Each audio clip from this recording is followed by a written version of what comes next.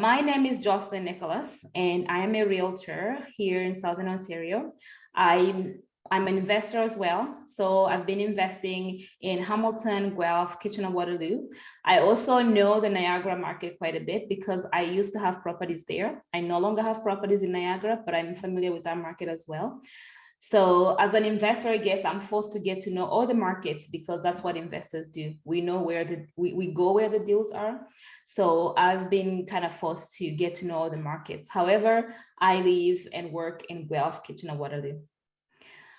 If I was to pick a superpower, for me would be building wealth through real estate. I really love what real estate can do.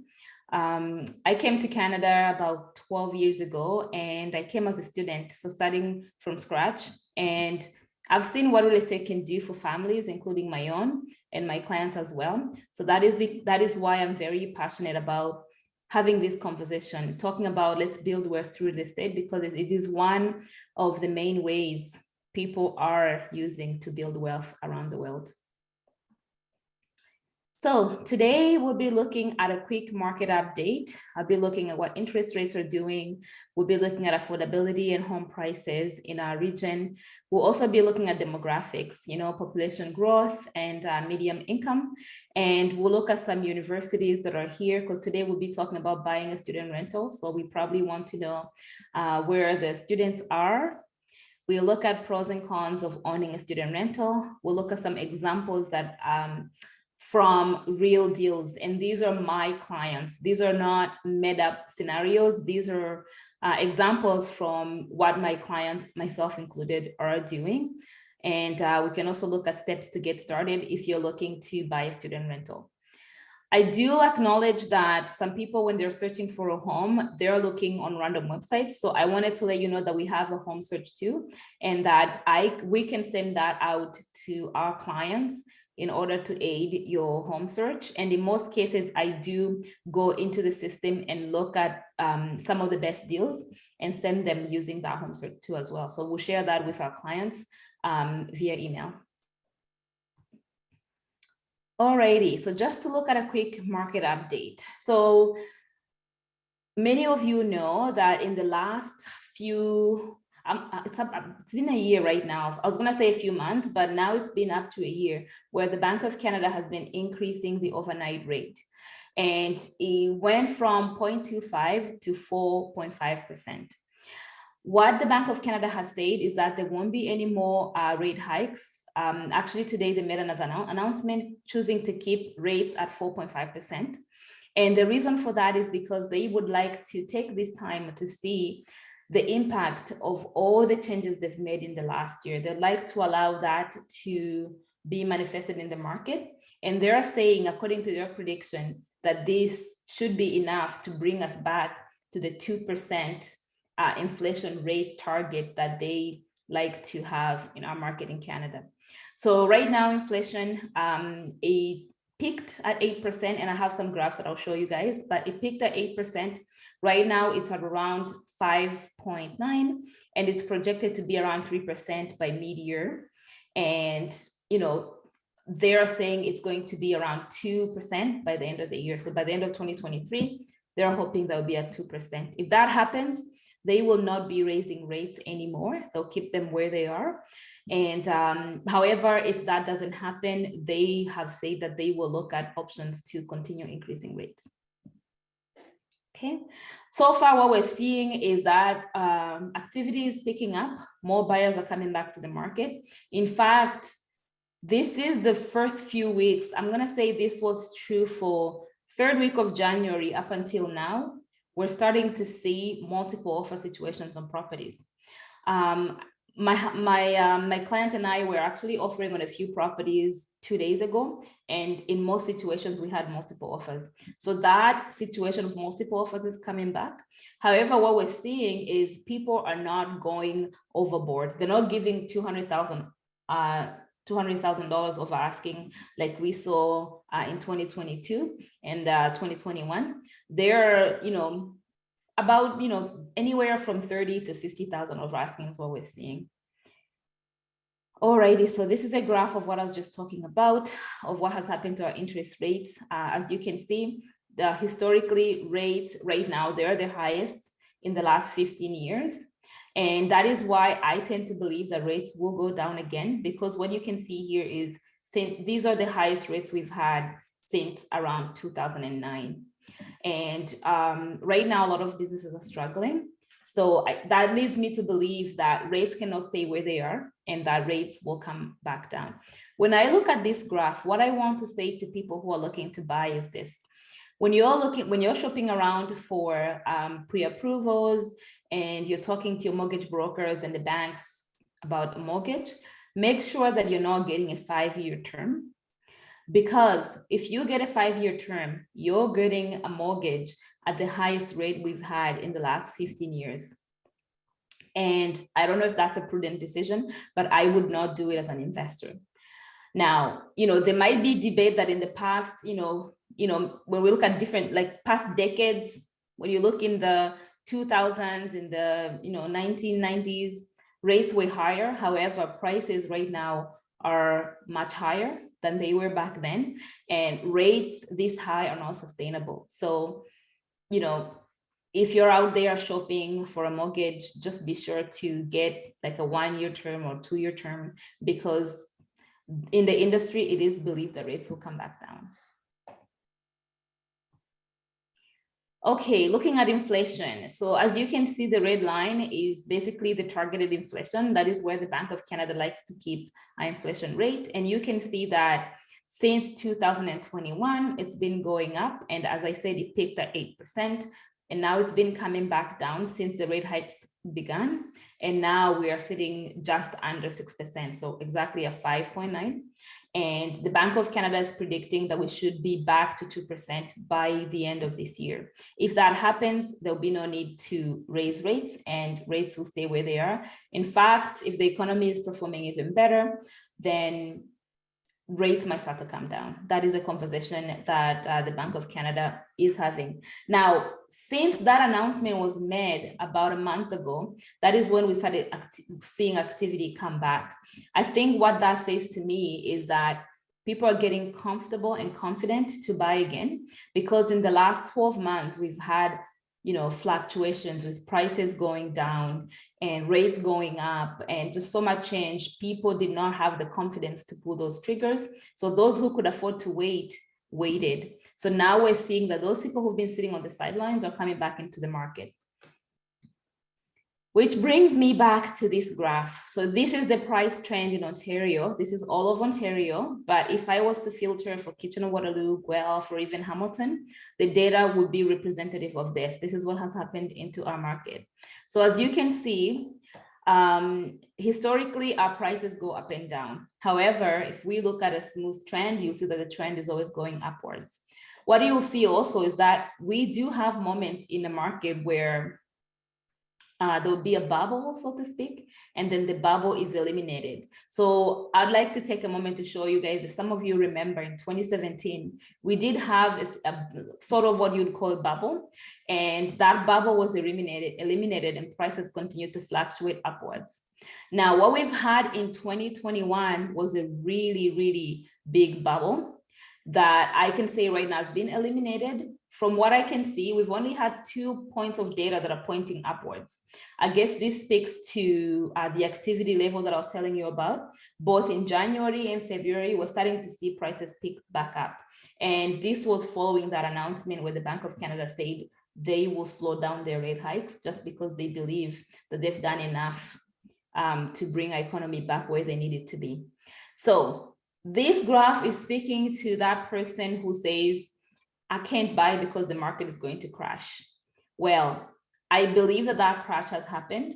That does not mean that it's going to be a smooth ride. However, from what we've seen, I believe that this is bottom, and that if somebody has been waiting for that perfect time to buy because there's deals, I think this is the time. Even though now we're seeing that multiple offer situation, we're still getting good prices. Like, for example, one of my clients bought a detached home here in Guelph for about $680, and that property has the potential to be converted into 2 units. So towards the end of this presentation, I'll give you examples of the kinds of deals that we're seeing, and you can make a decision whether or not that will work for you. But in this moment, in this market, we are able to negotiate deals and terms that we couldn't have done, last year. So, if you're looking to take advantage of the market, I do believe that this is the time. Now, I'm not trying to create urgency and say that you have to buy or else, but I'm just saying for that prudent investor who's been waiting for a good window to buy, I do believe that this is it. Alrighty, so this graph just shows the number of homes on market over time. You can see right now that in 2021 and 2022, we had the lowest amount of inventory on the market. The fluctuations you see, this is seasonality. So basically, we have the lowest level of inventory in December, and it goes up, and sometime in June it peaks and then starts coming back down. However, if you look at the cycle of the year, you'll see that 2021 and 2022, that year, we just had just less amount of inventory. The reason I show this graph is to show that even though inventory levels have spiked, we have a lot of homes on market, it is still lower than what we're used to. So what we're seeing right now is not unusual. I think we're going more like we're going to normal coming from, it's like in the highways, you were going 150 and now you have to slow back down and go 120. I think that's what we're seeing, or even go to 100. So when we see in the media thrives on negative news. Some of what they're reporting is true. The market has changed, prices have gone down. However, they make it sound like it's unprecedented, like this is the worst we've seen in a while. When in truth, this is more about normal. Like if you can see right now where inventory is, it's where it was pre-pandemic. So this is more normal. Having 30 offers on a property that's already overpriced, that is not normal. And that's what we saw in the last 2 years. However, I am just glad that the market is coming back to what is normal. And it's not a scary situation at all, because this is more towards the norm. And clients have asked me if we are seeing a buyer's market. This is not a buyer's market. And in Ontario, we haven't had a true definition of a buyer's market in a long time. So what we have is still a seller's market. However, we have a situation where buyers can go in and negotiate good terms. We have a situation where buyers can go in and do their due diligence, because in the markets we had in 2021, it was so hard to do proper due diligence. So in most cases, we had to get creative to do inspections ahead of offer day, to ask more questions, bring in professionals ahead of time. But right now, what we have is a good market where I feel like it's more fair to the buyers, as sellers as well, where a seller can still get a good price. However, they do allow buyers to take time and do their due diligence. I really like that.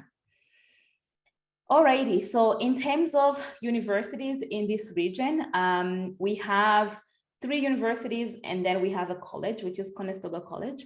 What I want you guys to pay attention to is the student body, how many homes we need for these students. So for example, for the University of Waterloo, we have over 41,000 students. Laurier has over 19,000 students, and Conestoga College has 30,000 students.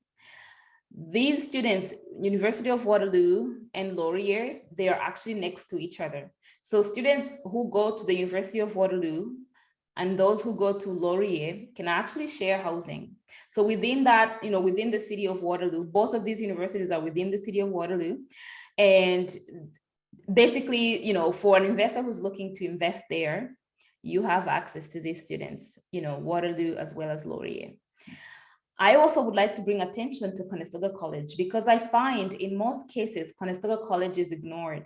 And in my experience with working in this industry, I feel like this is where the money is. And the reason for that is because University of Waterloo and Laurier, they do have a lot of high-rising units there. So they have a lot of condo buildings where students can live.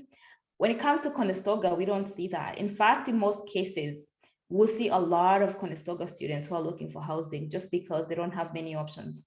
If you know, like Dune South, which is the neighborhood in which the Conestoga College is in, it's a quite expensive neighborhood. Actually, it's one of the best neighborhoods in Kitchener. So because of that, there's very few options for student rentals. However, if you can get creative, I do have clients who are operating and renting their units. I actually myself have maybe at least 2 to 3 properties that are occupied by students at Conestoga College. So I wanted to just shine a light here to say, you know, University of Waterloo and Laurier, these are great universities. These are great options as well. However, speaking to that person who's looking at return on investment, targeting Conestoga College wouldn't be a bad idea. And the same applies for Guelph too. I myself live in Guelph, and we have such a shortage of student housing here, you know, and the universities have been increasing the student population. It is my understanding that since the pandemic started, University of Guelph has increased their student body by 25%. So I think this year alone, they've brought in about 5,000 new students. Those students need a place to live. So we're seeing that there's a shortage for student rentals. And because of that, prices for student rental have gone up so high. Right now in Guelph, on average, it's not unusual to see a room rent for $1,000, especially in those desirable neighborhoods where students want to be. So, you know, just these are good numbers to know, especially because if you were not focused on student rentals, you would not know these things. And that's why I wanted to have this webinar, to have this conversation, so people can know that there are actually opportunities with universities. One thing I want to acknowledge is that I also acknowledge that some people on this webinar are parents who are looking to buy for a place for their child to move into. I have examples that appeal to parents as well. So if you're a parent or you're an investor, I want you to know that most of what I'll be speaking, I'll be switching between the two scenarios. If you have a question, please let me know. However, I do acknowledge that some people on this webinar are parents who are looking to buy a property for their child to move in. The beauty of also showing these statistics for parents is that now you know that, you know, if you buy a property in this region, not only can your child live there, but you could also rent it out to their classmates or their friends. And even when the child graduates, you can keep that property and rent it out for income. And I do have clients who've done that in the past. And again, as I said, I'll show you some examples. So we'll talk about some pros and cons of owning student rentals. Some of the reasons why, you know, people choose not to buy student rentals are, you know, these are some of the things that people have told me, and also based on my research, one of the items that keep coming up is time for property management and maintenance. This comes because, you know, people have jobs, they're working full time, they don't have time for property management and maintenance, and that is I think that is the fair reason for somebody to choose not to invest in real estate or to choose not to buy a property. However, I say, how can we mitigate that? You know, you can either find a property management company. If what I've seen with also like parents who are buying properties for their child to live in, I've seen a lot of parents delegate that responsibility to their son or to their daughter who is living in the property. That way, the son or daughter will keep, you know, the property. If something is not working, they would communicate with their parents, but they will take on the responsibility. I actually like this option too, because it teaches the child something. I've had clients who've taken this opportunity to teach their kids about investing, to teach their kids about responsibility. Or instead of the child getting another job, this could be their job. Instead of you paying a property manager, your child can just do it for you. Another reason is because people don't have a down payment. And a lot of parents will tap into their home equity in order to buy that property. So they have to pay interest on their HELOC. Usually when that happens is we have to account for that in the monthly payments. So for example, if you're paying $500 in interest on your homeowner line of credit, then we have to make sure that that amount is covered in your cash flow. So that is one way of dealing with that. For investors, that could also be true. People here who are saying, you know what, I'd like to invest, but I don't have a down payment. Well, if you own a home that has equity in it, you can tap into that And the beauty of this is that your interest, you can claim that when you file your taxes as an expense. Point number 3, people don't like student rentals because there's just frequent vacancies. Usually students will stay between 2 to 3 years. Some students will even stay for a shorter time, especially Conestoga College students. Sometimes they have a 1-year program, so they only stay for 1 year. That is possible. However, the beauty of it is that you always know ahead of time. So you know that your student, is there for a year or 2, so you can plan ahead. There's also an opportunity cost. People talk about what else they could do with the money. They could travel, they could, spend it however way they'd like to. So, in investing in real estate, you're actually giving up a good chunk of money that you could enjoy, or a good chunk of money that you could pay off your house and be mortgage free. So I do acknowledge that that is there as well. However, I will give you the pros and cons, and you can decide for yourself if it's worth it to take that risk. Also, with student rentals, the odds of distraction to the property are higher, because students are young, they party, they drink. I used to live in Waterloo region, and St. Patrick's Day, I don't know if it's still the case now, but back in the day, like 5 years ago, St. Patrick's Day was a big deal in Waterloo region. That's what students do, right? Now, I need to let you know that there are ways of preventing distraction to your property. There are ways of mitigating this risk. And one of the ways that you can do is renting to just, mature students. Most of my properties are occupied by students who are doing their PhDs. In fact, I have one property that is it has 2 bedrooms, and it's a basement unit. In this particular unit, it's always like a professor or a PhD student who teaches at Waterloo, and they just need to be there for 2 years. And because of that, it just keeps, they don't party. They'll have no time to party. They're mature. They've already partied in their undergrad, and I don't have to worry about that. Another thing that you have to think about as a landlord also is that sometimes there are conflicts among the students, and you have to find a way to resolve that. One way I've seen a lot of my clients will do it is that they will rent to groups. So in most cases, students in residence, they'll be there for 1 year and they'll form friendships amongst themselves. And as a landlord, if you have, let's say, a 5-bedroom house, you can choose to rent to a group of students who already know and like each other. I also see situations where people choose to go with one gender. So you can just have an all-girls house or all-boys house. And that would reduce some of those conflicts. Conflicts will still be there. However, that's one way of reducing those problems. In most cases, it's usually okay. I'm going to say 95% of the situations, it's okay. However, there's always that 5%. And if that happens, there are ways of dealing with that as well. Another point that I also wanted to bring to your attention, this also applies especially to those who are looking to buy for their child. In some cases, you might have to do a higher down payment based on the development itself, based on the property. There are buildings or properties where the lenders just know that it's a student territory. And because student territory, they know that the distraction rates are higher, or those things we're talking about. So they want you to come up with a 35% down payment upfront.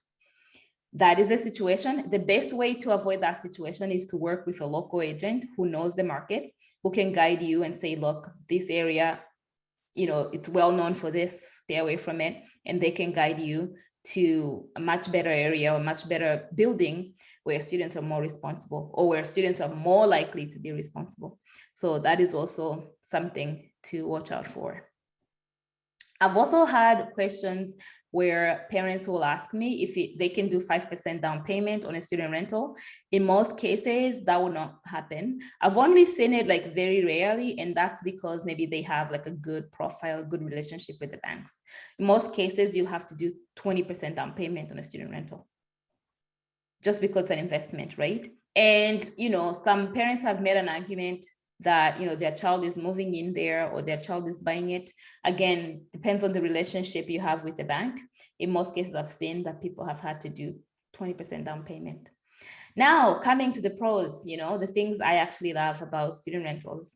One is the frequent vacancies. I actually love this. It's true, students move a lot. In fact, when I was a student myself, I went to McMaster and I went to Laurier for my master's. I moved almost every year. It's normal. It's what we do, right, as students. But the beauty of that is that you keep rents up to market rents. With my properties, I do have some properties where people have been there for 5 years. You know, I love them. They're good people. They pay their rent, so I can't complain. However, I also have those properties where people move out, like, you know, those student rentals where on average it's about 2 years. So those units are up to market rents because as they move, I can set new rents. If you are the kind of person who doesn't want to deal with frequent vacancies, I've seen some of my clients who will propose a 3-year term or 4-year term, depending on how long the students are going to be in the property. So for example, if these are second-year students, you can propose to do a 3-year term with them. So you know they'll be in the property for 3 years.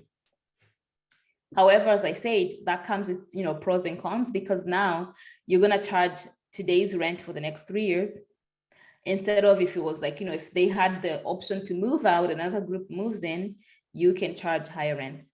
In the last 3 years, rents in, for example, in Guelph, in my market, rents have gone up from, let's say on average back then, like if I have a client who bought a property, student rental in 2019. It's rented right now at $500 a room.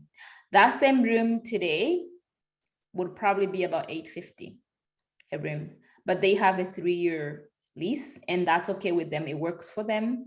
It works for the students. They're happy. That's okay. However, if you want that flexibility to be able to charge more, you know, as students move, it could be a good thing. Another thing that I love about student rentals, not only student rentals, but all rental properties together, is that it's an opportunity to build wealth through equity appreciation and mortgage pay down. As you saw in the graph that I showed, right now, we just had a big market correction, which means we likely are at a bottom. What's going to be a bottom of our market for a while. So from here, prices will likely just go up.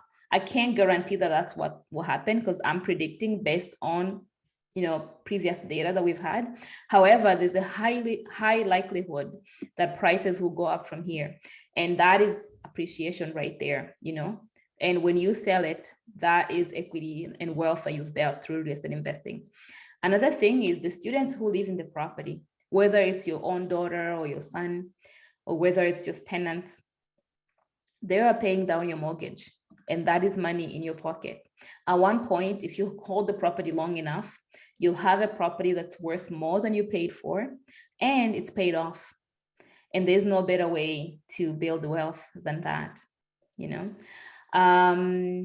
Sometimes what I've also seen is some parents will rent the property out, and their child will live in there for free. So we can run numbers such that if we have enough rooms to cover all expenses, then your child can live in the unit, in the property for free. Another benefit is you get cash flow. The way I like to think about it is you get paid to own the property. And it's true. So in most scenarios, and I'll show you some scenarios, some numbers that I run, people will cash flow anywhere from $500 to $1,000 in cash flow every month. And that is the money. If you had a line of credit that you used to buy the property, that is the money you would use to pay down your line of credit. So you're paying down the interest on your line of credit. And in the end, you pay off your line of credit, but you also have a property that's getting paid down by the tenants. Another thing too I find with student rentals is that you have a better tenant profile. They're less likely to default on their payments as they get help from their parents. And also, actually, you know, those horror stories that you hear with tenanted properties, I've never heard of a situation where a student was involved in those situations. Why? Because students have their own life ahead, right? They have a reputation to protect. They're probably busy with their own education. Most of them don't have time to be those difficult tenants that we've heard about. And in most cases, if you are a smart landlord, you will get the parents to co-sign. So because the parents have co-signed, even if the student wasn't paying, you can work with the parents to get the payment going. But I also have to just highlight that in my career as a realtor, as an investor as well, I haven't heard a situation where the student caused so much trouble. What I've heard is students will damage the property when there's a party. You know, I've heard those situations. However, I haven't heard of a student who's refused to leave a property or who hasn't paid for a year or two, just like the horror stories we hear in the media. I haven't heard of that with students. It doesn't mean it couldn't happen. It just means it's less likely to happen. With student rentals, you can also get higher rents if you structure it correctly. What I mean by that is you have to make sure that you understand how student rentals work. And I'll give you an example because you're here. But one example is a situation where when you're getting a student rental, the more rooms you have, the better it is. Because if you have 2 bedrooms, you can only probably charge about $1,000 a room. You're getting $2,000. However, if you have, let's say, 7 rooms or 6 rooms and you charge $850 a room, you're still far ahead. So if you structure these properties correctly, or if you look for the right property, you have a higher likelihood of getting a better property. I mean, you have a higher likelihood of getting higher rents. I see someone's hand that's raised. I see your hand. However, I would prefer that you post in the chat box and my team will help me to answer that question. If it's something that needs my attention, I will get to it when I finish the presentation. Another thing that I love about student rentals is that students usually have predictable schedules and timelines. We know that, you know, school starts in September. We know that a lot of students are going to be, you know, they have to stay there until the end of the school year. So, you know, that students, you know, some of them do leave, like maybe those who choose not to finish the program. However, in most cases, it's pretty predictable. We know that April is exam period. We know that, you know, December, like the last half of December, students are away. So that is time you can use to do maintenance, to get into the property, to do cleaning, you know, anything that you want to do in terms of maintenance, that is the time you can do it. And then they come back in January and they go back to school. We know that a lot of students move on May 1st. So if you're thinking about selling, that is something that you need to, you know, take into account. If you're thinking about buying a student rental, May 1st is that point when all the students, most of them are moving, especially those who are planning on moving. So if you're thinking about buying, you can literally plan and align yourself with these timelines, which is easy and helps with predictability. And as I said earlier, for parents, your child can live rent-free if you structure it correctly. And the structure there is to make sure that you have enough income coming in to cover all your expenses and your child can live in there for free. I have parents who choose not to let the child live for free just because, you know, they want to teach them a lesson because, you know, the world is not easy out there. So some parents say, you know what, I want him to learn to be responsible. So then they charge the child rent and that becomes the cash flow. Also, there's a high demand for student rentals if you are in the right area. As I showed you, especially right now, Conestoga College and University of Guelph, we're seeing a lot of demand for rental units just because there's not enough, especially as these universities and college increase their student body. There's just a lot more students than there are homes. So, you know, these are opportunities. And if a student leaves, there's always, you know, students looking to move in. So you have, you less likely be sitting on an empty unit. So that is an advantage as well.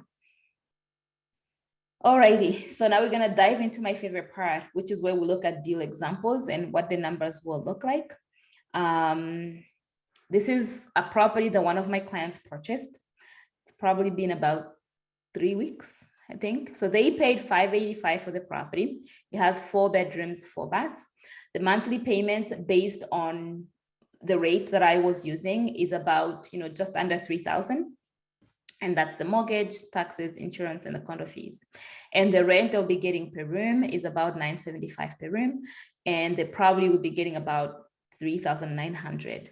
When you take all that into account, your cash flow, the money left that you can work with if you have things to pay off, would be $935. So there's multiple ways. If you're a parent looking at this situation, one way would be to have your child pay you the 935, which is your cash flow, or if you don't want them to pay for anything, they can live in there for free. This is a situation where each student has their own bedroom and they have their own bathroom, and they can choose their friends and they can live with their friends. And what I like about this too, if you are a parent, is that you get control of the asset. That way you are the landlord, so you can set terms for your child and their friends, and that gives you a little bit more control. What I mean by that is, if your child is living in someone else's property, now you are the one paying off someone else's mortgage, right? Because that's basically how it works. So this is an example where a parent decided to buy a property and their child is going to move in, and they're going to structure the numbers the way they are. Sometimes the numbers might look a little bit different because of your situation. If, for example, if you decide to pay for property management, that will be money that you have to take out of the cash flow. And, on average, I think it's going to be about 7% of the gross rent. So that is something that you can account for as well. However, if you want to see like specific numbers, reach out to me and I can always run numbers and see what will work for you specifically. Example number 2, this is a property in Waterloo region, very close to Laurier and University of Waterloo. The purchase price is around $500,000. It's a 4-bedroom, 2-bath unit. And the way it's structured is that the 2 rooms share 1 bathroom and the other 2 rooms share the other bathroom. Monthly payments, including mortgage, insurance, and condo fees and taxes, is about $2,500. And the rent per room is going to be on average $770 per room, bringing in a cash flow of $558.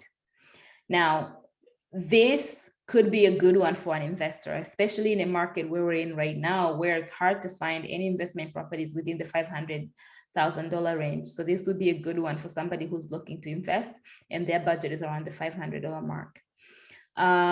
All these examples, I am assuming a down payment of 20%, because that's what the bank will require for an investment property.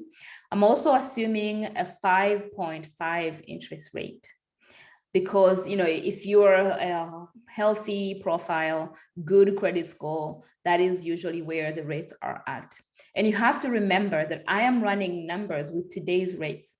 If indeed rates go down, which is what is likely to happen, then your numbers will look better, which means you have more cash flow as rates get better.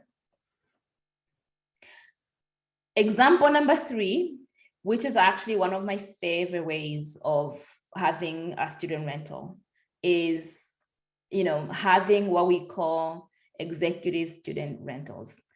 If you'll take one thing away from this webinar, should be this. It's something that a lot of people don't talk about, but this is the secret way people are making money, is by doing executive student rentals.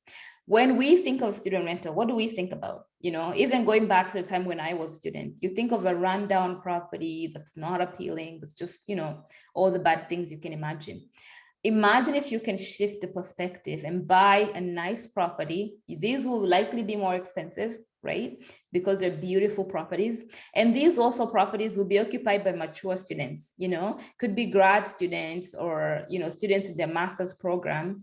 Sometimes even international students, or just students who prefer that kind of lifestyle, a little bit of luxury, and the market is there.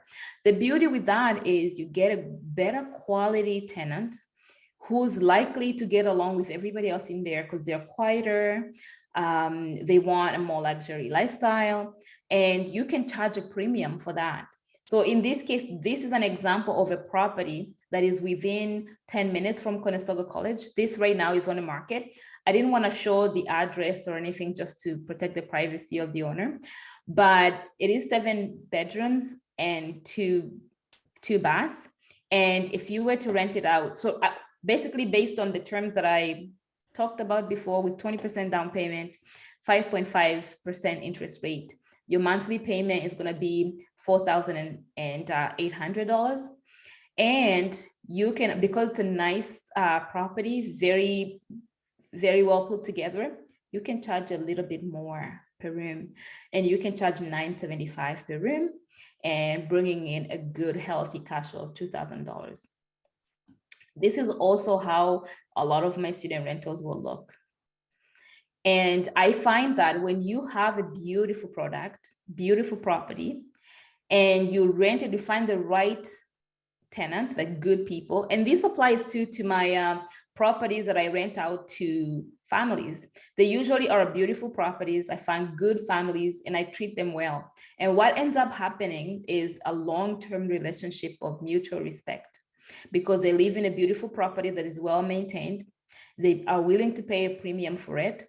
And in return, I collect just a little bit more than market rent. So I've seen a lot of my clients who are very successful with this model. And you'll find that the kind of tenant you'll get here will be a better quality tenant. Most of them will pay on time. You have no issues. They'll be quiet. They'll respect the space. Because they like premium spaces, they'll keep them clean. They'll keep them nice and beautiful.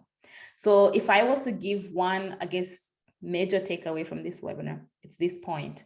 Think about, especially if you're an investor or even a parent, think about going the extra mile. It could also involve buying a rundown property and renovating it to meet this standard, and then charging a little bit more. I promise you, there will be a market for it. People do want, when I was a student, this is what I was looking for.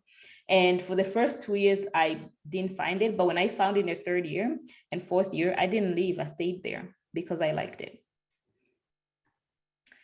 Then example number 4 is an example of a parent, one of my clients actually, who did exactly this in 2014. So they bought one of these townhouses here in Guelph. They bought it for $300,000 in 2014. And at the peak of the market in 2022, they sold for $800,000. That's a difference of $500,000 that they've just added to their net worth. Of course, there'll be expenses here and there, but we can say, let's assume net of $450,000 added to their net worth, simply because they made that decision. And guess what? Here, I'm not even accounting for mortgage pay down, because the students who were there in the last 8 years, they were paying the mortgage down. So when they bought it initially, it's because their child was going to live there. So the child lived there for the first 4 years. She graduated with her friends. Then my client kept it and rented it out for another 4 years. So in that 8 years, you know, mortgage was paid down. She was getting some cash flow. And at the same time, she gets this big chunk of equity that now she can use to do whatever she wants to do with it. Right now, because she sold at the peak of the market, she was able to get 800, but comparable properties right now are selling for 680.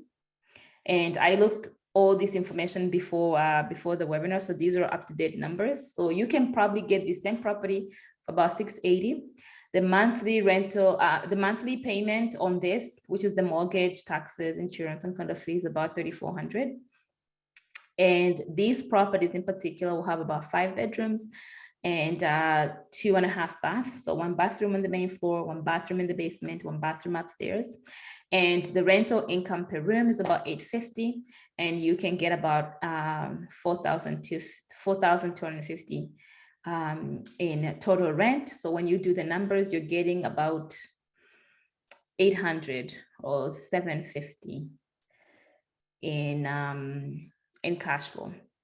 So that's an example right there of a client of mine who did that. They bought an investment property and now they were able to sell at the right time, and it worked out very well for them.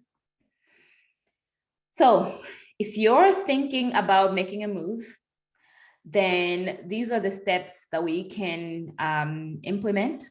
First of all, is we have to confirm the timeline based on your circumstances. If you're a parent whose child is coming to school in September, that is something that we can start planning and make sure that we have it in place for your child to come to school. If you're an investor sitting on cash, that is also something that we can plan ahead and see how we can best help you. Next, we would connect you with a mortgage broker, or if you know one, or if you have a relationship with your bank, you can get the pre-approval going, because once we have a pre-approval, then we know what budget we're working with. So that would be a good starting point. And once we know the budget that you're working with, then you can reach out to us for a consultation, Or in this case, if you're in a different market, because I do have people here who are from, let's say, GTA, or they're from, Northern Ontario. In that case, you connect with your favorite realtor. And honestly, I'm going to say, before you connect with the realtor, always do your due diligence to make sure that they know what they're talking about. And I know there are realtors on this webinar as well who are, joining. I commend you, because obviously you're doing this for your clients, but there are realtors who have no clue what investing is. So the fact that somebody is a realtor doesn't mean they know, especially for people who don't have their own portfolio. They have no clue how to run these numbers.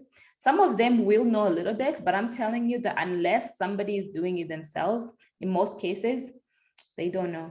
All these challenges that we're talking about, all these different methods, for them, it's theory. So if you're looking to work with a realtor in a different market, make sure that they know what they're talking about. Actually, one of the reasons why I got my real estate license is because my realtor was running my numbers.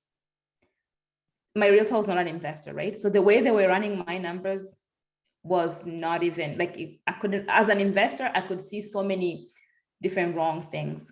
And I just thought, I'm like, you know what, there's probably a need for somebody who understands these things. And there are realtors out there who understand these things. That's why I'm saying, if you're going to work with a realtor from an investment perspective, find somebody who's an investor themselves, or maybe somebody who works exclusively with investors.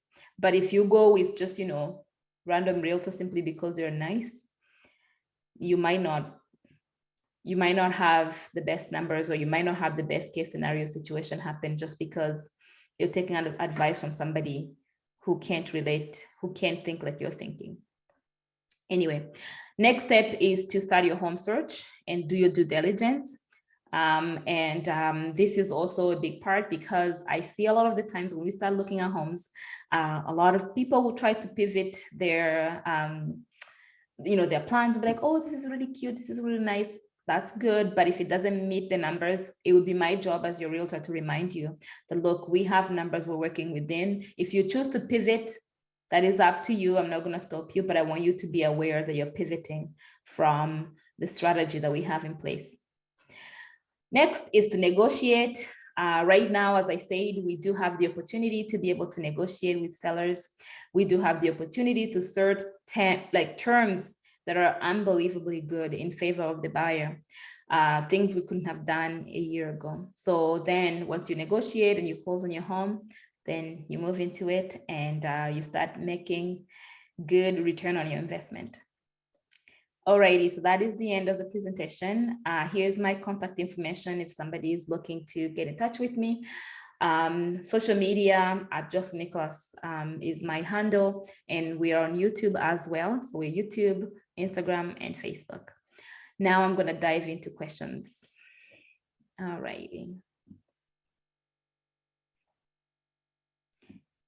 Alrighty, so some questions here is, can I get a copy of this presentation? Yes, you can absolutely get a copy of this presentation. It's being recorded right now as I'm speaking. So we'll make a copy available to those who requested. Alrighty, next question is there a difference in price per room based on size? Can you share some of those prices? So yes, there are differences in pricing. On average right now in Guelph, most people are getting right around $1,000 per room, but it has to be a nice property, right? If somebody's gonna pay $1,000, it's because it's really nice. However, if the condition of the property is not great, then you probably are looking at about $850. So size matters, in a house. As a landlord, you can always charge, the room upstairs, it's a master bedroom, we're charging $1,100 because it has an ensuite and a walk-in closet. Or, the basement room is going to be about, I don't know, $750 because it's in a basement and you have to share a bathroom with somebody else. So those are all things that, and also proximity to the university, like those are all things that you can look into. But yeah, pricing will depend. However, the prices I gave you, the rents I gave you are averages. So on average, this is what people are getting, but you could always charge more or less based on the size, based on location, based on the condition of the property. There's a question here. In Kitchener-Waterloo area, I've seen that the universities are investing in student housing, which would make it more attractive for students. It's true, you know, the universities, like especially Kitchener-Waterloo area, like there's a lot of high rises there. Like there's a lot of tall buildings. And I know too, developers who've gone in and developed properties that are student rentals, and people can buy them. So if you're looking to do that, let me know as well. So people, you can buy like a 1-bedroom condo, and the developer will recommend, they'll basically can help you rent and manage it. The challenge with it though is this: you're not going to make the best return on your investment, because two things you have to think about it. First of all, they're going to manage it for you and they're going to guarantee rents for 1 year, but what happens a year after? You have to start managing it. Second, you only have 1 room or maybe 2 rooms in some cases. That doesn't give you the highest return on your investment. And also you have to think about it. If the developer is doing all this, they have control, which means whatever decisions they make will impact your bottom line. So for me, the way I deal with it, I say, if you're looking to invest in these areas, reach out to me so we can structure a structure that works best for you, right? A structure that gives you control as the investor. I like investing where I actually own the asset and I can make decisions that will impact my investment. If you give control to somebody else, in this case, the developer, I don't think the developer is working for your best interest. They too have numbers that they have to meet. So those are things to think about. But yeah, no, that's a good point, especially very popular in Waterloo. But that's why for me, I'm more attracted to, you know, Guelph and Conestoga College. I have to say, I also have properties, I guess, in Kitchener that are occupied by students who are from, you know, University of Waterloo, and it works, that's fine. But those changes that you say, there's definitely more inventory of student rentals in that area than they are around, let's say, Conestoga or the University of Guelph. Where do we advertise for student rentals? So there are places to advertise. Most universities and colleges will have an internal platform. I'll give you an example. Here in Guelph, there's something called the Canon. That's a place where you can post a student rental. So that's one way to go about it. You can also go through Kijiji, you can go through Facebook Marketplace. You can post on all of them. But every single university will have a platform where students meet and where students go to find rentals. So if you're looking to find where that is, please let me know. And I can always make some suggestions. Okay, another question. A house or condo with multiple rooms. Okay, so this particular investor does not want to cut the grass or shovel the snow or pay for property management, take care of the property. So they're thinking about getting a condo or an apartment. There's nothing wrong with that. Like if you get a condo or an apartment or a house, you're still paying condo fees. So it's all about like how you think about it, because that condo fee, most buildings, especially if you look at buildings around University of Waterloo, they have crazy amounts of condo fees. I would say also condo fees are going to eat into your budget because your lender has to take that into account. So usually when I'm working with clients who are looking to buy condos, I make sure that they stay within a certain price point, within a certain amount for condo fees. For example, I would advise you to stay under $500 for condo fees, just because that's going to eat into your budget, right? And I've seen buildings with $1,000 condo fees. However, to answer this question, there's nothing wrong as long as your numbers work. Now, I understand that you don't want to pay for anybody to cut the grass for a house. However, what if your budget that you're using to pay condo fees is what you used to pay for? Like we have a guy at our properties, I don't cut the grass. I don't even remove the snow. We have a contractor who goes there. For example, every time it snows, we pay about $50 and they will just take off the snow. This year, we've had to do that maybe like 3 or 4 times just because, the beginning of January, there's barely any snow. The same applies for grass. Grass, he goes every 2 weeks. He cuts the grass and I don't have to worry about it. But that is $50 a month. Condo fees, you're going to be paying, $500, right? But I also acknowledge that condo fees cover more than just the maintenance. But I'm just saying, for me, I'm always looking at it from a numbers perspective, and I'm not going to say either or just because it depends on the numbers and the situation. I have a question here that says, I found the banks do not provide mortgages for student rentals. Where do you go to get a mortgage? Actually, the truth is banks do provide mortgages for student rentals. It just depends on which ones they are. Some of them, you're right. I'm not saying this is not correct, but yeah, some of them are kind of what you call like a red flagged, but they do provide financing. Is that sometimes they'll ask you to pay a higher down payment, like 30% or 35% down payment. If the big banks don't do it, there's also a situation where the big banks like the BMO and the Scotia, 5 top banks, they might say, you know what, we're not going to do that. Then there are other alternatives where you can go to B lenders, to all the credit unions, you can go to C lenders, where you pay a little bit higher rate. But again, that's where we come and run numbers to make sure that before you buy the property, you know exactly what your expenses are going to be. And if it doesn't make sense, we'll just go and find something else. Not all of them are like flagged. Not all of them are flagged. So for example, like where I live, I would know which areas to stay away from and which buildings to stay away from. For these executive student rentals, do you finish them like Airbnb? I've seen situations where a room comes furnished. Mine, I don't.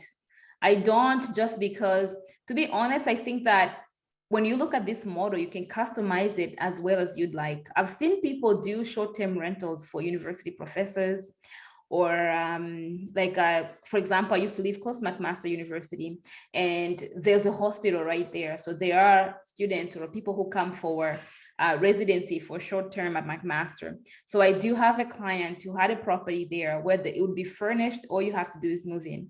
That model is perfect for short-term students who are going to stay for like a term or 2. However, my properties, I don't want to deal with that. I don't want to deal with the furniture and all that. It's just too much work. So I just keep them really nice and pretty. I might finish the common area. So we have a couch or like, some space in the common area. However, a lot of these, students who are looking for luxury, a lot of them will bring their own beddings. They'll bring their own bed. They just want their own space. So I don't furnish mine, but I do acknowledge that you could do that, especially if you're very specific with the strategy. You can play around with it and see how it works out. I've seen it, I just don't do it.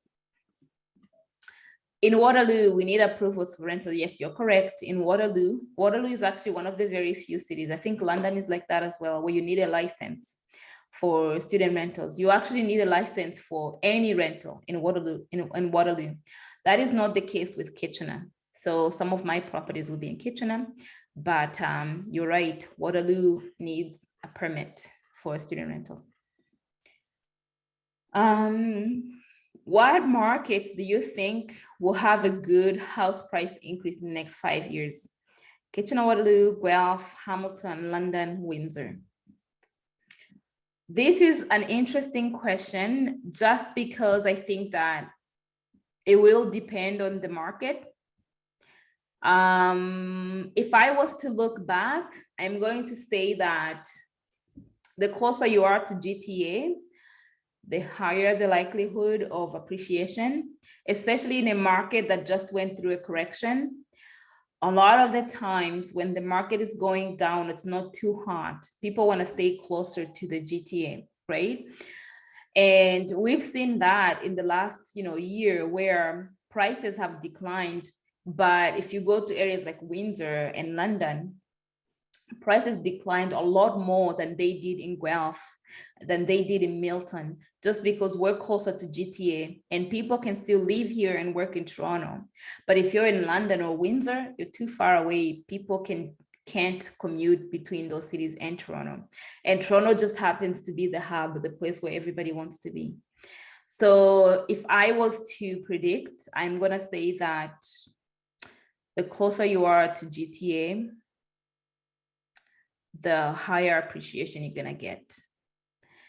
But I'm also gonna say that it also depends on, to be honest, there's two kinds of appreciation. There's one appreciation where you wait for the market to do what it does. But experienced investors, they know something called forced appreciation, where you create your own appreciation, right? So it could be buying in a better neighborhood, buying a property that's less under market value, buying a property that you can renovate and force appreciation. So I'm gonna say, while it's good to wait on the market to do its own thing, but I'm gonna come back to that point of control. I like to control the asset. So sometimes instead of focusing on what the market is gonna do for me, I focus on what I can do to improve my chances of appreciation.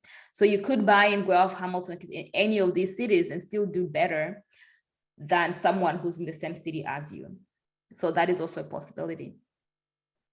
Okay, next question is, if you have 500,000, if I have 500,000 with me, do you recommend to buy one property without a mortgage so that we have good cash flow, or should I buy 5 properties and put 100,000 down each? Okay, so this will depend on the goals that you have as an investor. Some people don't want the headache, so they'll just buy one property, they'll forget about it. But you're not gonna make a return. You're not gonna make a good return on that. So instead, maybe if you're aggressive and you're in that growth mindset, maybe getting 5 properties is what would work better for you, right? So I would say, and another thing too, we have to ask, will the bank let you buy them? Like, will you qualify for 5 mortgages? So I think if this is a person who would like to sit down with me, I'd like to look at the situation, and it doesn't have to be, 500, 1 property versus 5. It could also be 3.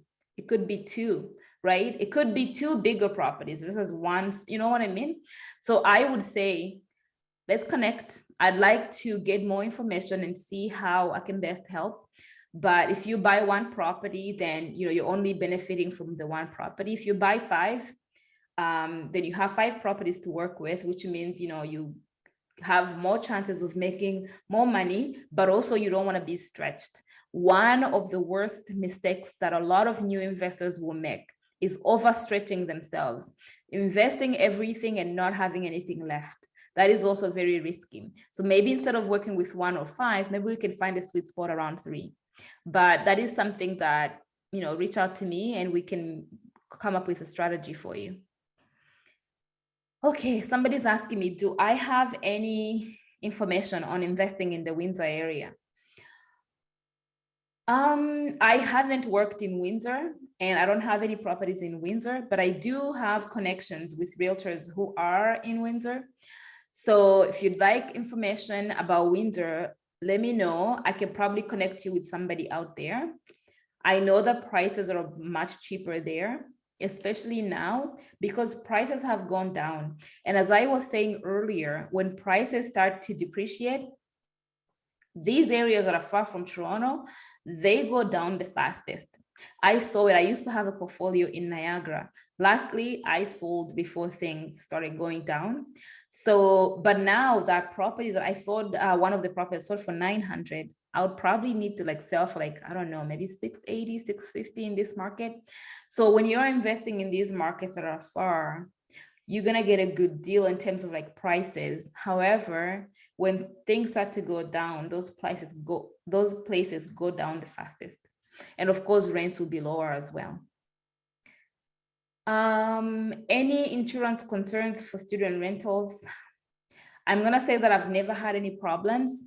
My clients have never had any problems with insurance. The key is to be honest and truthful with whoever your insurer is. I've seen challenges where people put, they have student rentals in a basement and they have no egress. That is a bad model. Don't do that, because if there was a fire, you want to know that the person in the basement can get out. So a lot of the times These basement units I'm talking about, they're legal, they've been legalized. So if it's a legal dwelling unit, you'll not have problems with insurance. However, if it, and the same thing too, we were talking about Waterloo requiring licenses. Part of the reason why they want licenses is to make sure that people are actually providing good spaces, because if you just have a basement room with no way to get out and there's a fire, like that's a problem. So if you have such a room in the basement, chances are that you're not going to get a license to rent it out separately. But if there's a means for somebody to get out, one of the recommendations is if you have a room in the basement, just make a bigger window so that if there's any reason, if there's any reason for somebody to get out, they can get out. But if you have a good property, no, I haven't had any challenges with insurance. And maximum number of students. This is something that you really have to talk to, especially sometimes people will reach out to you and say, oh, I have, there's a group of us, there's 10 of us, can we move in? This is where you have to, exercise caution and say, look, there's only 5 rooms. I think 10 people for 5 rooms is a little too much. So yes, I think actually the Ontario government, the building code does have the maximum number of people allowed in a specific space. So you can go by those guidelines. In most cases for us, we usually rent out 1 room per person. Sometimes people say, oh, we can share, I can't get into their lives too much, but I'm not going to allow 10 people in a 3-bedroom house. That will not happen, just because I know that, the provincial government does have regulations as to how many people can occupy a particular space. And if it's overcrowded, that will cause a lot of other issues as well. There's a question. Generally, lenders do not like student rentals. How do we handle this? I think I've answered this question multiple times. But also one thing, I guess, every time I read a question like this, it reminds me of something else that I'd like to say. Don't listen to the advice you get just randomly, because maybe one person was declined once, and now it's true that some lenders don't like student rentals, but they might not like that, that building, but doesn't mean you have to be in that building. You can be, on another street that's cool. You know what I mean? We can get around these things well, especially if we know the situation. For example, if it's a house, if it's a beautiful, like the homes, these examples that I showed you about, you'll never have problems getting financing for those examples that I showed you, because they're beautiful homes, they're well maintained, you're a good landlord, you're going to maintain them. But yes, there are situations where lenders will be careful. They don't want to lend in that particular area. In that case, you just go to a lender who will, right? But what I've seen also, and even before I became a realtor myself, is that a lot of people will talk about things and you think it's true, but the truth, you only know the truth when you speak to the lender and they say no. In that case, you just go to the next lender. There are a lot of options, from A lenders to B lenders to C lenders. And sometimes the difference in rates is minimal. So I'm just going to say, one thing though I have to say is that very rarely would they allow you to do a 5% down payment. But in most cases, if you have the right down payment, which is 20% plus, you should be able to get financing. Okay, next question is, oh my goodness, we are at 8:12. I know that we have a lot of questions. I'm just going to cover maybe one last question because we have a lot of questions here. And I want to be very respectful of your time. You've been here an hour and 12 minutes. That is long. So maybe I'll just take one last question, and then I will call the people who have submitted more questions and we can cover them one-on-one so that I'm not holding everybody here. So the last question I'm going to take is, okay, here, what are your views on converting a house to student rental and turning the living and dining area into bedrooms to rent also? Eat-in kitchen, but no living room. Okay, this is a question. I think that I've seen people do this for sure. I would want to make sure that whatever I'm doing still keeps the property value. It has to be something, I'd have to look at the floor plan. Sometimes it's possible where you can get more out of the floor plan, but I'm not going to do it if it's going to make it crowded. Because again, remember, we're talking about having beautiful spaces where people actually want to pay a premium for it. So there are floor plans I've seen where one room can be split into two. I've seen that, and we will do that if we can. So I'd have to look at maybe the short answer is this can be done if we have a good floor plan to work with. However, if it means taking away from the beauty of the space, like for example, if you take away the living room and all of a sudden, or the dining room, and the space is too crowded, it's too small, it's too dark, then you're not going to get the kind of rent you're looking for. So I'm going to say this can be done carefully. Okay. Anyways, I'm gonna just end the webinar here, just because we've been here for about an hour and 15 minutes, but I'd like to take a moment to thank you for sparing your time to be here and for staying engaged, because I love hearing from you. I love hearing the questions that you have. And that's basically why I hold these webinars on a regular basis, to educate people so that people can make educated decisions. So if here you have a question that I haven't answered, or there's something that I didn't address quite well, please reach out to me, connect with me. You have my contact information, and maybe I'll call the people who asked these questions that I didn't get to and answer them one-on-one. Otherwise, thank you very much for coming, and have a lovely rest of your evening. Thank you again for coming. Take care.